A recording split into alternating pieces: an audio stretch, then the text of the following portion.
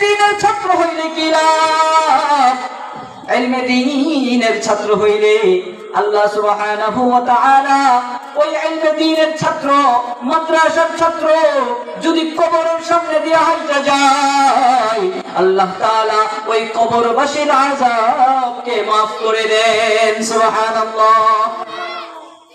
বলে ইলমে দ্বীনের ছাত্র হইলে কি লাভ?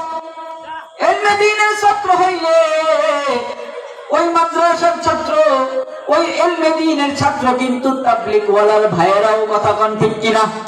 কারণ তাবলীগ ওয়ালা ভাইরাও কিন্তু ইলমে দ্বীন হাসিল করার জন্য আল্লাহর পথে বের হয়, আল্লাহর রাস্তায় বের হয়, আল্লাহর দ্বীনের দাওয়াতকে মানুষের কানে কানে কর্ণকুহরে পৌঁছে দেওয়ার জন্য ঘর বাড়ি ছেড়ে আল্লাহর রাস্তায় বের হয়ে যায়। বলে যারা তাবলীগে যায়, যারা আল্লাহর রাস্তায় যায়, তারাও এই 2 নাম্বার অর্থাৎ আও মুতাআল্লিমান, ইলম তলবকারী, ইলম অন্বেষণকারীর কাতারে পড়ে।